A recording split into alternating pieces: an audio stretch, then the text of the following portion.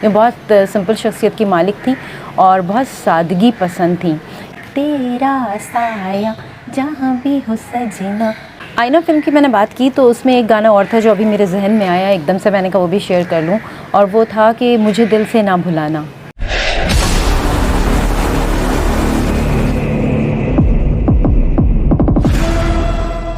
अस्सलाम वालेकुम, मैं हूं शगुफ्ता यास्मीन यानी कि SY, और आप देख रहे हैं मेरा YouTube चैनल पेनलेस टीवी। जी हाँ, आज का जो प्रोग्राम है, मैं ज़रा बाहर बैठी हुई थी और बड़ी अच्छी और ठंडी ठंडी मीठी मीठी सी हवा जो है वो चल रही थी। तो बस जब ये अच्छी सी और मीठी मीठी सी हवा चली तो मुझे ख़्याल आया नैयरा नूर का। जी हाँ, नैयरा नूर का भी हाल ही में इंतकाल हुआ है और नैयरा नूर के गाए हुए गीत बहुत मशहूर हुए भी और लोगों ने जो है उसे बड़ा सराहा भी।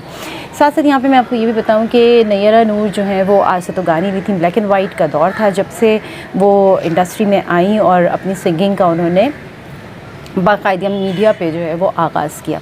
नैयरा नूर के हवाले से अगर मैं बात करूं तो जैसे ही नैयरा नूर का नाम आता है, एक मीठी सी सुरीली सी आवाज़ जो है ना वो फ़ौरन कानों में रस घोलने लगती है। जी हाँ, और ये मीठी सी खूबसूरत सी आवाज़ जो कि हमेशा के लिए अब खामोश हो गई है, वो नैयरा नूर की थी। नैयरा नूर तो इस दुनिया से चली गई हैं, लेकिन उनके गाए हुए गीत सीखने वालों के लिए बहुत कुछ छोड़ गए हैं और आज भी वो हमारे कानों में रस घोल रहे हैं। बात का आगाज़ मैं यहाँ से करूँगी कि जब हमने नैयरा नूर को पहली दफ़ा देखा तो एक बहुत सादा सी शख्सियत हमें नज़र आई, बहुत सिंपल सी, और मेकअप तो आप कह सकते हैं कि ना होने के बराबर हुआ करता था। सेंटर से अपने बालों पे उन्होंने एक मांग निकाली हुई होती थी, बहुत सिंपल सी एक चोटी बांधी हुई होती थी और उस पर जो है वो कहना चाहिए कि जो उनका अपना जो उरूज था वो उनकी सिंगिंग के हवाले से था, यानी वो अपने गानों पे अपने सुरों पर ज़्यादा कंसंट्रेट करती थी। कहा जाता है कि जब वो स्टार्टिंग में आई थी तो ज़मीन पर बैठ के गाती थी और एक चादर अपने इर्द गिर्द उन्होंने लपेटी हुई होती थी। तो देखने वाले समझे कि 1 शो 2 शो 3 शो, उसके बाद लोगों को ऐसा लगा कि शायद इनको कोई प्रॉब्लम है इनके पाँव में जो ये खड़ी नहीं हो सकती।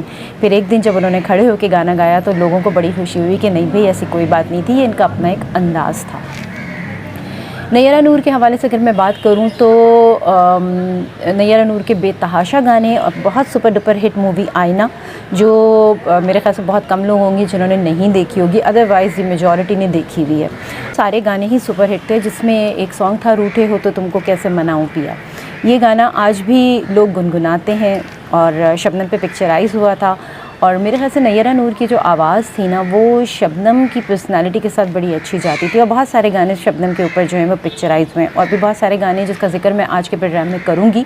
लेकिन इसके साथ साथ मिली नगमों की अगर मैं बात करूं तो नैयरा नूर ने अपना एक मकाम मिली नगमों में भी बनाया और उनकी आवाज़ में गाए हुए गीत आज भी लोग गा रहे हैं। स्कूल कॉलेजेस में जब भी फंक्शन होते हैं उसमें गाए जाते हैं, स्टेज पे कोई परफॉर्म करने खड़ा होता है तो वो भी गाता है।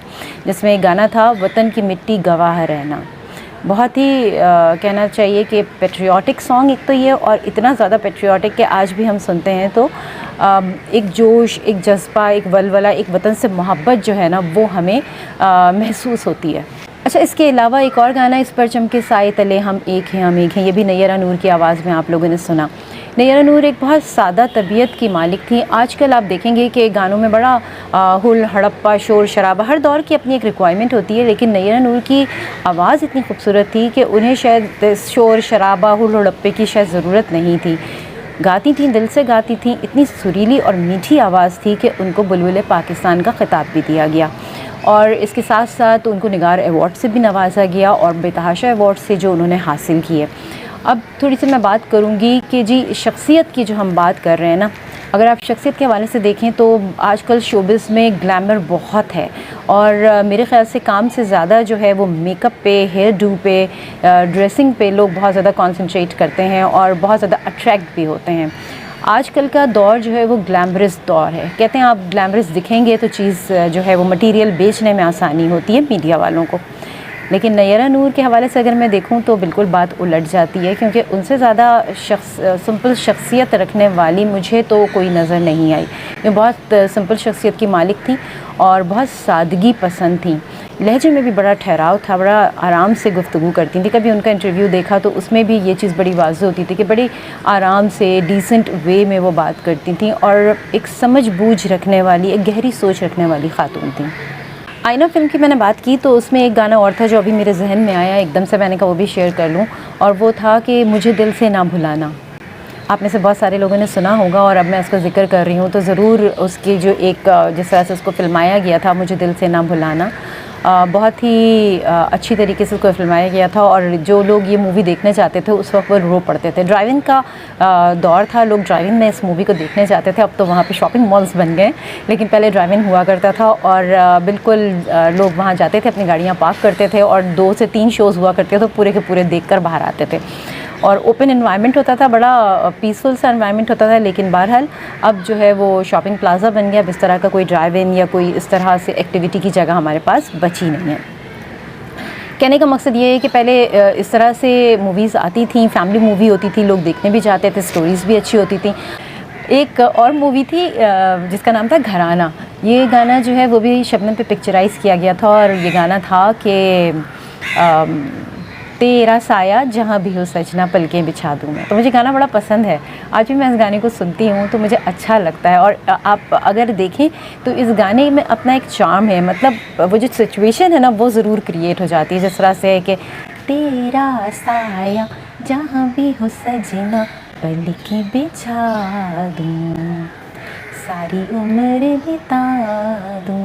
I am not a good singer, लेकिन बहरहाल दिल दिल में गुनगुनाया जा सकता है इस गाने को। और मैं बहुत अच्छे मूड में नैयरा नूर की बात कर रही हूँ, और इसलिए कि लेकिन जो मीठी यादें होती हैं वो ऐसी होती हैं कि हम उसको जब भी याद करें तो हमारे चेहरे पे एक मुस्कुराहट जो है वो बिखेर जाए। इसके अलावा कुछ गीत और थे, जैसे जले तो जलाओ गोरी, फिर सावन रुत की पवन चली तुम याद आए, उसके अलावा कभी हम खूबसूरत थे। ये तो बहुत ही सुपर हिट गज़ल मैं कहूँगी, तो बहुत ही खूबसूरत थी और इसका तो जब भी ज़िक्र करें आज भी लोग जो हैं वो ज़रूर इसको सुनना पसंद करते हैं। अच्छा, इसके अलावा एक और बड़ा सुरीला सा गीत था कि ए जज़्बाए दिल गर मैं चाहूँ हर चीज़ मुकाबिल आ जाए। बहुत बहुत अच्छी गीत मिली नग़मे, यूँ कह लीजिए कि मैं ज़िक्र करती रहूँ और ज़िक्र जो है वो ख़त्म ना हो। और इसके साथ साथ जो एक गीत उनका बहुत मशहूर था, आखिर में मैं उसको ज़रूर पढ़ के आपको सुनाऊंगी। और यहाँ पर ये बताना भी ज़रूरी है कि जो कलाम होता है उसकी भी अपनी एक इम्पॉर्टेंस होती है और उस पर 4 चांद लग जाते हैं जब उसमें आवाज़ खूबसूरत शामिल हो जाए। फैज़ अहमद फैज़ की नज़में, गज़लें, इसके अलावा मोमिन ख़ान मोमिन, इब्ने इंशा, अहमद शमीम और गालिब के जो कलाम हैं वो भी शामिल हैं, जो कि नैयरा नूर ने गाए। आखिर में बस मैं ये कहना चाहूँगी कि नैयरा नूर जो है वो 3 नवंबर 1950 को आसाम में पैदा हुई और अब हमारे दरमियान ये आवाज़ नहीं रही, लेकिन ये जो खूबसूरत गीत, गज़लें, मिली नग़मे नैयरा नूर ने गाए वो हमारे कानों में हमेशा रस घोलते रहेंगे।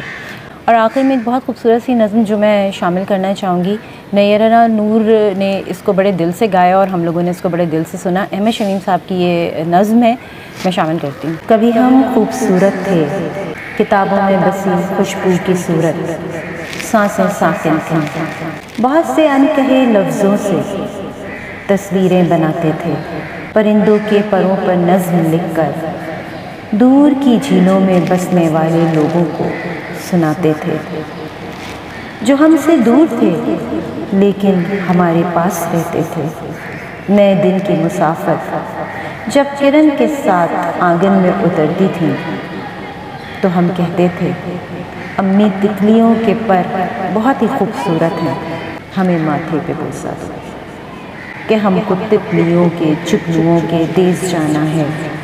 हमें रंगों के जुगनू रोशनी की तितलियां आवाज़ देती हैं। नए दिन की मुसाफिर रंग में डूबी हवा के साथ खिड़की से बुलाती है, हमें माथे पे बोसा दो, हमें माथे पे बोसा दो।